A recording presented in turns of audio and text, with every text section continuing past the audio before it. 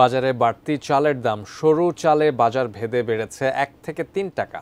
গেল সপ্তাহ থেকে চলতি সপ্তাহে সবজি বাজার কিছুটা বাড়তি দামে গেলেও এখনও স্বস্তির বলছেন ক্রেতারা।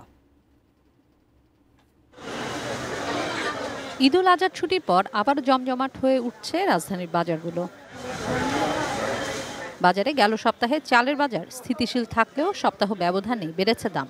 চাল বিক্রেতারা বলছেন সরু চালের দাম এখন বাড়তি, আর এই কারণে বাজারে মোটা ও মাঝারি চালের দামও বাড়ছে। অ্যান্টিব্যাকটেরিয়াল অ্যাডিটিভ যুক্ত সেরা ওয়াটার ট্যাঙ্ক বিশুদ্ধ পানিতে ব্যাকটেরিয়া জন্মাতে দেয় না। চিকন চাল কেজিতে 1 থেকে 1.5 টাকা বাড়ছে পার কেজিতে। আর চাল বাকি চালের দাম ঠিক আছে, মোটা চালগুলো মিনিকেট চাল, নাদির চাল সবগুলোতেই 3-4 টাকা করে কেজিতে বাড়ছে। ঈদের পরে আর ঈদের আগে 5 টাকা ডিফারেন্স হয়ে গেছে। ঈদের আগে বেড়ে যাওয়া অন্যান্য মুদি পণ্যগুলোর দামে তেমন হেরফের হয়নি, তবে কিছুটা কম দামে কেনা যাচ্ছে চিনি, আদা, রসুন, পেঁয়াজ, আলু সহ অন্যান্য নিত্যপণ্য। চিনির দাম কমছে, চিনি এখন 115 টাকা কেজি, প্যাকেটের দাম খোলা 110 টাকা।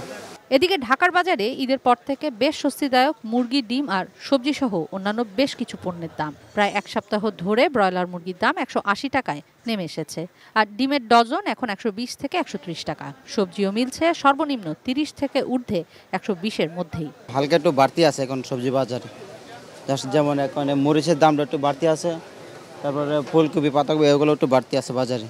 আর তাছাড়াও সবকিছু মোটামুটি ঠিকই আছে। বেগুন একটা আছে 80 টাকা আর একটা 60 টাকা, পেঁপে দাম 30 টাকা। মৌসুমি ফলে সয়লাভ এখন বাজার। চাহিদার শীর্ষে আম থাকলেও কাঁঠাল, জাম, লটকন, জাম্বুরার মতো ফলের ক্রেতাও কম নয়। তবে শেষ বেলায় এসে লিচুটা কিনতে হচ্ছে চড়া দামেই। আচ্ছা, হাতের নাগালে আছে, এতটা বেশি না, চলে, আগের চেয়ে অনেক ভালো। লিচু যেটা ছিল ওটা চায়না থেকে, ওরা বলছে 1000 থেকে 1200 টাকা, ওটা আমরা কিনি নেই।